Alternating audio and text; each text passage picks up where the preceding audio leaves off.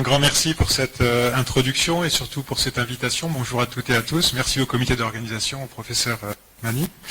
Donc je suis vraiment très heureux d'être parmi vous pour parler aujourd'hui de pharmacorésistantes. Alors le titre était les épilepsies pharmacorésistantes. J'ai un tout petit peu transformé, faire reculer la pharmacorésistance en 2022. On aurait pu mettre un point d'interrogation ou un point d'exclamation, je vous laisse libre. Et donc je suis en effet responsable de l'unité d'épileptologie au CHRU de Nancy, qui est un site constitutif du Centre de référence national des épilepsies rares et membre du réseau européen EpiCare de référence. Alors, donc là on est à l'autre spectre de l'évolution de ces épilepsies par rapport à la présentation précédente. Et comme vous le savez, la pharmacorésistance, elle est définie depuis très longtemps, mais elle a été redéfinie depuis 2010. Et elle est définie comme la persistance de crise malgré deux traitements antiépileptiques, deux lignes de traitement bien conduits, exactement, c'est-à-dire adaptés au diagnostic syndromique et étiologique, bien tolérés, à posologie efficace et bien suivis. Et elle représente environ aujourd'hui 33% des patients, c'est une prévalence de 33% parmi les patients épileptiques. Alors, deux lignes de traitement, ce cut-off, il a été placé essentiellement sur la base de travaux épidémiologiques et essentiellement à partir de la cohorte de Glasgow, de l'équipe de Brody, qui montrait que après une première ligne de traitement, on avait environ 50% de patients répondeurs sur l'ensemble de la cohorte. Après la deuxième ligne de traitement, le pourcentage de patients répondeurs sur l'ensemble de la cohorte, à nouveau, est tombé à 12%. Et après l'échec de deux lignes de traitement, ce pourcentage de patients répondeurs tombait de façon vraiment dramatique aux alentours de 4%. Et c'est une des raisons pour lesquelles le cut-off a été placé après deux lignes de traitement. On verra un petit peu les limites de cette définition tout à l'heure. Alors pourquoi est-ce que c'est important de de diagnostiquer, c'est véritablement un diagnostic, de diagnostiquer la pharmacorésistance et de le faire précocement? Eh bien tout d'abord, parce que cette pharmacorésistance a des conséquences en termes de surmortalité, vous le savez, et notamment de surmortalité par SUDEP. Elle est associée également à un risque beaucoup plus élevé de comorbidité développementale chez l'enfant et cognitive chez l'adulte, et pas uniquement dans les encéphalopathies, bien sûr, c'est plus focal, c'est plus focalisé, c'est moins global que dans les encéphalopathies épileptiques ou développementales, mais il y a véritablement des troubles cognitifs chez les adultes. Des comorbidités psychiatriques associées à une prévalence beaucoup plus élevée de dépression, de troubles anxieux, de manifestations psychotiques, de suicidalité, des conséquences sociales majeures en termes d'employabilité, mais également en termes d'épanouissement, je dirais, sur le plan affectif. Et puis, tout ceci, bien sûr, résulte en une qualité de vie qui est dramatiquement réduite chez ces patients. Donc, très importante, donc ceci souligne la grande importance de faire un diagnostic précoce et également d'adapter notre prise en soin rapidement. Alors, les facteurs prédictifs de la pharmacorésistance, je voudrais rebondir un tout petit peu sur la présentation qui a été faite sur l'introduction du premier traitement antiépileptique, et on vous a rappelé que le fait de traiter dès la première crise ou d'attendre la deuxième crise, en effet, ne modifiez pas le pronostic à long terme, la réponse à long terme au traitement antiépileptique. Toutefois, il y a un certain nombre d'études qui montrent qu'on n'est pas entre la première et la deuxième crise, mais qui montrent que le nombre de crises avant traitement est un facteur qui est très corrélé au risque de pharmacorésistance.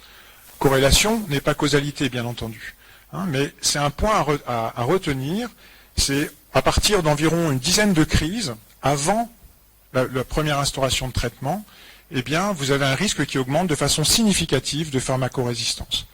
Alors, bien entendu, lorsqu'on voit un patient en consultation, on n'attend pas la 10e crise pour traiter le plus souvent.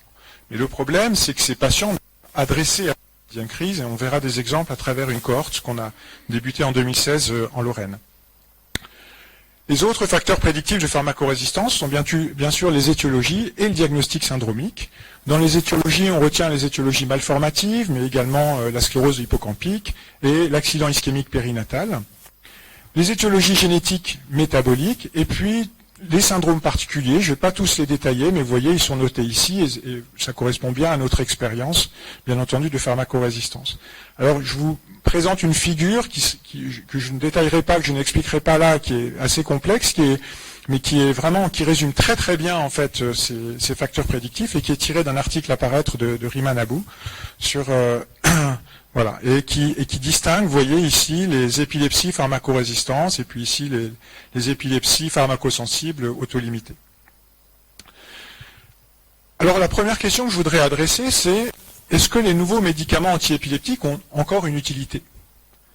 En effet, on vient de voir, ça a été résumé, que d'après cette cohorte de Kwan et de Brody, au-delà de la deuxième ligne de traitement, si on prend l'ensemble de la cohorte, la probabilité de rendre un patient libre de crise après l'échec de 2 lignes de traitement, elle chute à 4%. Alors on pourrait se dire, à quoi ça sert d'essayer encore des traitements? Est-ce que finalement on baisse les bras? Et c'est vrai, un autre élément, c'est que malgré l'explosion du nombre de médicaments antiépileptiques dans les pays de l'OCDE, depuis les années 90, eh bien, le pourcentage de pharmacorésistance semble rester tristement stable. Alors, à quoi servent ces nouveaux antiépileptiques? Et après l'échec de 2 lignes de traitement, est-ce que ça vaut le coup encore d'essayer des nouveaux traitements? Je voudrais vous proposer une lecture un petit peu différente de celle qui a été faite dans la publication de ce papier de Chen en 2018, qui reprenait justement cette cohorte de Glasgow. Et en effet, vous voyez, si on prend l'ensemble de la cohorte qui était suivie de façon prospective, donc environ 1800 patients, on voit le pourcentage de patients libres de crise après la première ligne de traitement, 45%, après la deuxième, 11,6%, après la troisième, 4% de l'ensemble de la cohorte, et après la quatrième, 1% de l'ensemble de la cohorte. Est-ce que ça vaut le coup encore de faire quelque chose? Je trouve la présentation de ce papier un petit peu biaisée et je vais vous expliquer pourquoi. Eh bien, si maintenant, par exemple, on prend les patients qui ont échoué à une première ligne de traitement, alors il faut que j'enlève mes lunettes. En effet, le pourcentage de patients qui va être libre de crise sur l'ensemble de la cohorte est 11,6%. Mais dans les faits, ce qui nous intéresse, nous, ce n'est pas le pourcentage de patients de l'ensemble de la cohorte, c'est le pourcentage de patients parmi ceux chez qui on va essayer le deuxième traitement, c'est-à-dire parmi ceux qui ont échoué à la première ligne. Et donc, il ne faut pas faire le ratio entre ce chiffre-là et 2000, il faut faire le ratio entre les 208 patients et les 742 patients. Et qu'est-ce qu'on observe? On observe, ouais, ça c'est la cohorte, voilà, on observe un pourcentage de patients libres de crise, là, de 28%, et non pas de 11%. Et on peut continuer comme ça, en regardant le tableau de façon horizontale, après l'échec d'une deuxième ligne de traitement, chez 330 patients, on va essayer une troisième ligne, et vous voyez qu'on a encore 23%, quasiment 24% de patients qui vont être rendus libres de crise après l'échec de cette troisième ligne de traitement.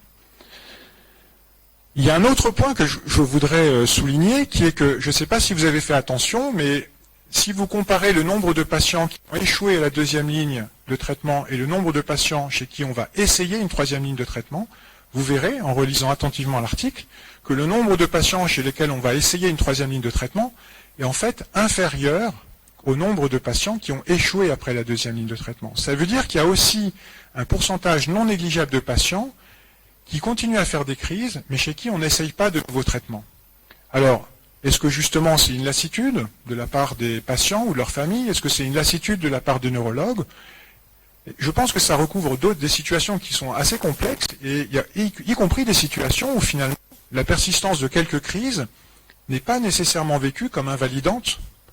La persistance de quelques crises myocloniques chez un patient qui a une EMJ et qui ne fait plus de crise généralisée tonico-clonique, est-ce qu'on va être dans une logique d'escalade thérapeutique? Non, si elles ne sont pas invalidantes. Et pourtant, dans cette cohorte, et selon ces statistiques, ces patients-là vont être classés comme non-répondeurs et donc comme pharmacorésistants. Et donc, j'avais refait ces courbes. Je m'étais penché un peu sur la question l'année dernière pour les JNLF, et j'avais refait cette courbe. Et en gris, vous avez le pourcentage de patients non équilibrés, mais qui n'essaient pas de nouveaux traitements. Et vous voyez que ce pourcentage reste assez important, en fait. Et je les avais notés ici dans le tableau. Vous voyez, après l'échec d'une première ligne de traitement, 13% de patients, finalement, se contentent de ce premier traitement, alors qu'ils ne sont pas parfaitement libres de crise. C'est 27% après l'échec d'une deuxième ligne de traitement, 34% après l'échec d'une troisième ligne de traitement. Donc il y a une complexité, si on veut regarder un peu plus en détail dans les chiffres de cette cohorte, et qui est plus nuancée en fait, qui nous incite à davantage nuancer la position vis-à-vis des traitements antiépileptiques par rapport à la pharmacorésistance et au risque d'échec. Et donc, le premier message, c'est que parmi les patients qui ne sont pas libres de crise après les 2 premières monothérapies, il y a en fait encore un pourcentage supérieur à 10% de patients qui peuvent être rendus libres de crise après une 3e ligne, une 4e, une 5e ligne de traitement. Alors ça peut paraître paradoxal que ce soit moi qui vous dise ça, alors je suis un fervent défenseur de la chirurgie de l'épilepsie, mais ce que je veux dire, c'est que ne pas baisser les bras sur les traitements, ça ne veut pas dire non plus ne pas se poser la question des alternatives thérapeutiques et du changement de logiciel. Hein, les deux se font en parallèle. Parmi les patients qui ne sont pas libres de crise après les 2 premières monothérapies, il y a en fait entre 27 et 34% de patients qui n'essaient pas de nouveaux traitements, en tout cas dans cette cohorte.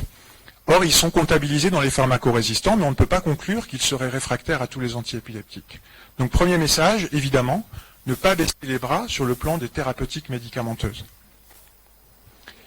Alors maintenant, au-delà des médicaments anti-épileptiques ou anti-crise, comme on dit maintenant, quelles sont les pistes possibles pour lutter contre la pharmacorésistance?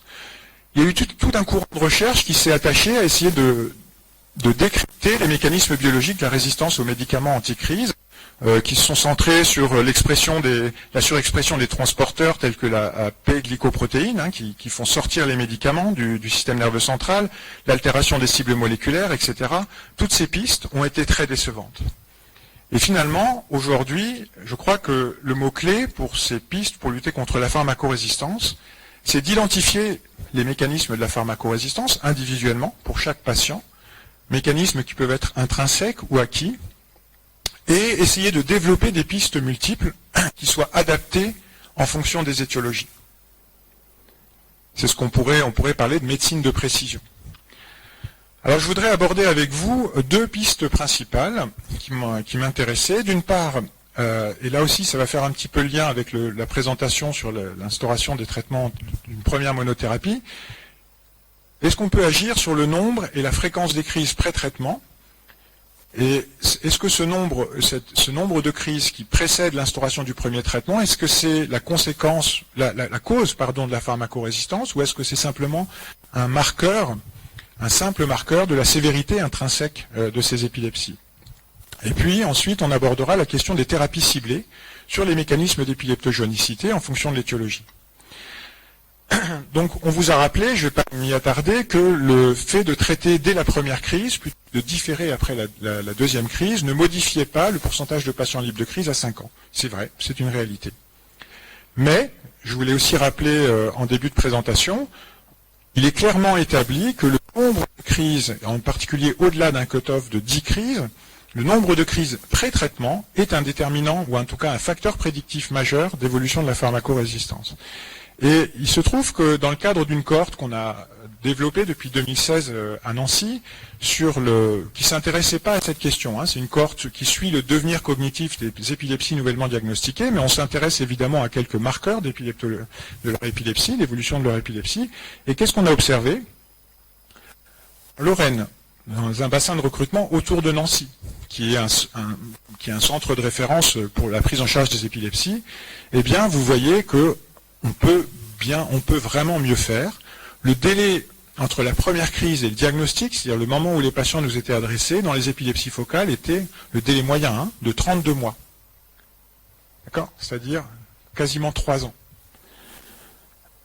Et le nombre moyen de crises avant le diagnostic dans les épilepsies focales était de 25. Alors ça recouvre une variabilité énorme, hein, puisqu'on voit que la médiane est plus basse, elle est à 3. Mais vous voyez qu'il y a un certain nombre de patients qui arrivent après avoir fait un nombre incalculable de crises. Et on le comprend, parce que dans les épilepsies focales, la sémiologie des crises focales est beaucoup plus variable, elle est plus complexe que dans les épilepsies généralisées, et elle va souvent conduire à un retard d'adressage en fait, de ces patients dans les autres compétents. Pour les épilepsies généralisées, c'est plus court, 13 mois, et vous voyez une moyenne de 3,5 crises avant que les patients nous soient adressés pour le diagnostic. Donc on voit bien qu'on peut mieux faire dans l'organisation de nos filières et en particulier dans l'information des médecins généralistes et même du grand public sur les symptômes des crises pour que ces patients nous soient adressés plus rapidement. Et donc, à nouveau, je pense qu'il faut mieux faire sur le sujet et ce serait intéressant de voir en faisant mieux, en raccourcissant ce délai, on peut effectivement diminuer de façon un peu significative la fréquence de la pharmacorésistance. Le deuxième élément, c'est de développer les thérapies ciblées en fonction de l'étiologie. Et donc, moi, je ne suis pas du tout un spécialiste de l'épilepsie de l'enfant et du nouveau-né, hein, mais je cite simplement pour rappel l'importance, par exemple, de la découverte de l'épilepsie pyridoxino-dépendante et de thérapies telles que la vitamine B6. Donc, pour faire baisser la pharmacorésistance, cette épilepsie représente en effet 7% des épilepsies pharmacorésistantes chez les enfants de moins de 3 ans.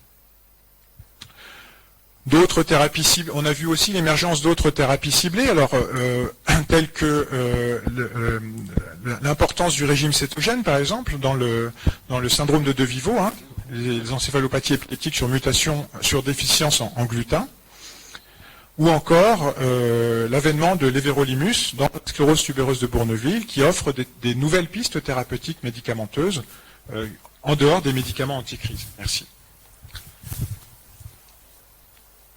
Et puis le dernier point sur lequel je voudrais insister concernant la pharmacorésistance, c'est bien sûr la chirurgie des épilepsies focales structurelles, ça a aussi été abordé tout à l'heure, et j'insiste un petit peu là-dessus, et on le verra tout à l'heure à travers des illustrations de cas cliniques, épilepsie focale structurelle présumée ou avérée.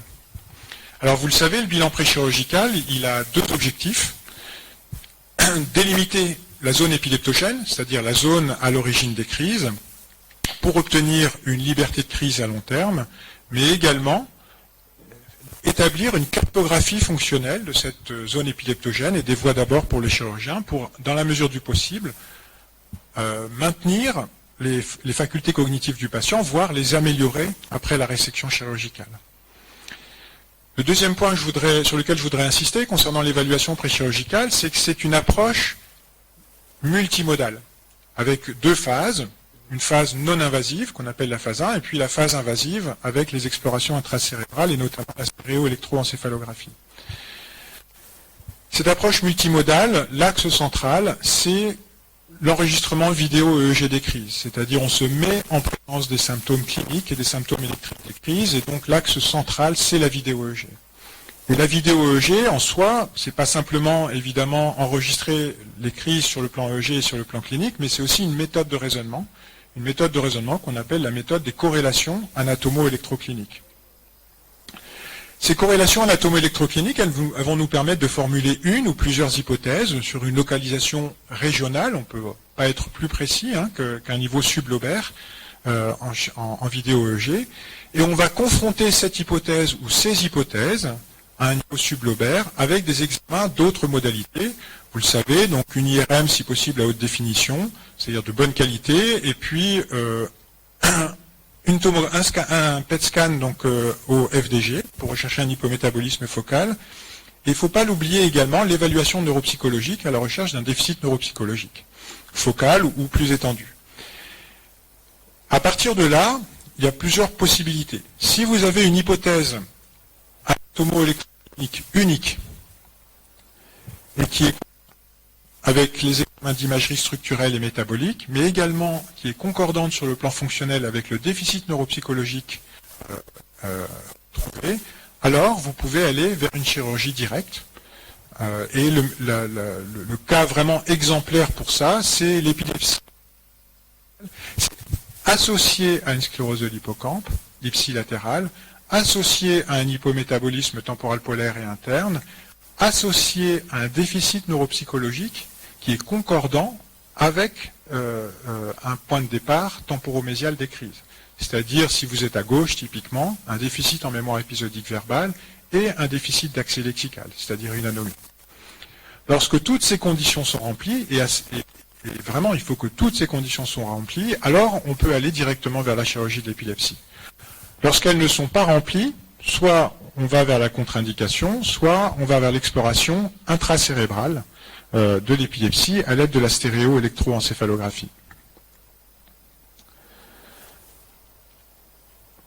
Alors la stéréoélectroencéphalographie, je ne vais pas trop m'étendre dessus, mais donc c'est une méthode qui, après la phase 1, va nous permettre de délimiter la zone épileptogène, donc la zone d'origine des crises, mais également de faire une cartographie fonctionnelle. Alors ce qu'il faut comprendre, c'est que la stéréoélectroencéphalographie, elle n'a pas comme objectif d'explorer au hasard des régions cérébrales, c'est-à-dire tant qu'on n'a pas compris un minimum les crises, l'organisation des crises sur l'enregistrement vidéo EEG de phase 1, la stéréoélectroencéphalographie n'a pas d'intérêt et elle est vouée à l'échec.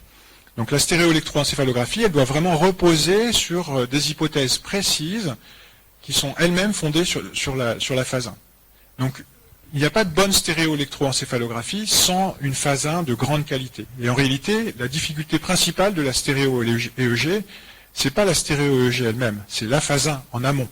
C'est-à-dire une très bonne connaissance de la sémiologie électroclinique, des bonnes hypothèses, qui sont fondées d'une part sur une bonne description anatomo-électroclinique des crises, mais également qu'on va intégrer dans un corpus de connaissances d'anatomie corticale, d'anatomie fonctionnelle, d'anatomie de connectivité. On a énormément progressé ces dernières années en intégrant des connaissances de connectivité cérébrale, de tractographie, sur les faisceaux de connectivité cortico-corticaux. Le deuxième point important, c'est que la stéréo-EEG, c'est une technique d'enregistrement par région d'intérêt. C'est-à-dire qu'on va aller observer dans des régions bien précises du cerveau ce qui se passe directement en intracérébral, mais en allant regarder précisément dans ces régions-là, on est myope de ce qui se passe autour. C'est pour ça qu'il faut avoir formulé de bonnes hypothèses avant. Le troisième point, c'est que la stéréoélectroencéphalographie, elle repose sur une conception non pas de zone épileptogène, mais de réseau épileptogène. Et ça, c'est assez facile à comprendre. Lorsque vous observez l'émergence des symptômes EEG et cliniques dans une crise, vous voyez bien qu'il y a des symptômes qui surviennent de façon sérielle, c'est-à-dire les uns après les autres, et d'autres qui surviennent de façon parallèle, c'est-à-dire que vous allez voir émerger en même temps deux symptômes cliniques. Et cette survenue de symptômes de façon sérielle et en parallèle, que ce soit sur le plan EEG ou sur le plan clinique, elle vous montre bien que le réseau, que le cerveau, dans la genèse d'une crise, il fonctionne de la même façon que dans la genèse d'une fonction cognitive, en réseau. Il n'y a que les propos, cette émergence à la fois sérielle et parallèle des symptômes, elle prouve que la crise, elle s'organise en réseau et qu'on doit la concevoir en réseau. Maintenant, une fois que vous avez dit ça, c'est bien pour la compréhension, mais à la fin, il faut quand même aboutir à une zone à opérer, à proposer au chirurgien, et pour ça, eh bien, on va hiérarchiser les différentes régions cérébrales. Une fois qu'on a établi l'organisation de la crise, on va hiérarchiser donc les zones qui sont définies comme des zones de propagation, et vis-à-vis qu'on va différencier des zones d'origine des crises, d'initiation, qu'on va définir comme la zone épileptogène à opérer. Alors, quelques résultats sur la chirurgie des épilepsies focales structurelles. J'ai repris simplement notre cohorte à Nancy. Donc, sur 414 patients opérés depuis la SEEG, depuis l'émergence de la SEEG en 2007, un point important, 30% n'avaient pas d'anomalie structurelle visible sur l'IRM. D'accord ? Donc, un des messages importants aussi, c'est que quand vous avez un certain nombre d'arguments électrocliniques en faveur d'une étiologie structurelle, même si l'IRM est normal, la SEEG permet d'aller explorer ces patients. Avec un résultat sur les pièces d'exérèse, d'histologie positive, supérieur à 90%. Et c'est totalement concordant avec un très gros travail multicentrique qui avait été fait par Ingmar Blumke, publié dans New England en 2017 ou 2018, où il montrait que le pourcentage d'histologie positive sur les pièces d'exérèse était aux alentours de 13%. Contrairement à ce qu'on pourrait penser, ou contrairement à ce qui était écrit, par exemple, dans le travail de Blumke, dans ce travail multicentrique européen, les étiologies les plus fréquentes dans la cohorte nancéenne sont les étiologies malformatives, devant la sclérose de l'hippocampe, largement devant. Par étiologie malformative, j'entends dysplasie corticale focale, de type 1 à 3, mais également sclérose tubéreuse de Bourneville, polymicrogyrie, hétérotopie nodulaire périphérique, et les tumeurs glioneuronales, gangliogliome, dinette, etc. Et sur notre cohorte, et là aussi on est cohérent avec les grandes cohortes récentes qui ont été publiées, comme celle de Marseille ou de Milan, 70% de patients libres de crise invalidante, c'est-à-dire Engel 1, pour une médiane de suivi post-opératoire de 3,5 ans. Donc les quelques messages que je voulais faire passer aujourd'hui concernant la pharmacorésistance. Pharmacorésistance en 2022. Vaincre la pharmacorésistance, ou en tout cas la faire reculer avec des médicaments, passe d'abord à mon sens, par un diagnostic initial et un traitement plus précoce des épilepsies focales. C'est-à-dire qu'il faut qu'on raisonne vraiment en filière et en cours patient.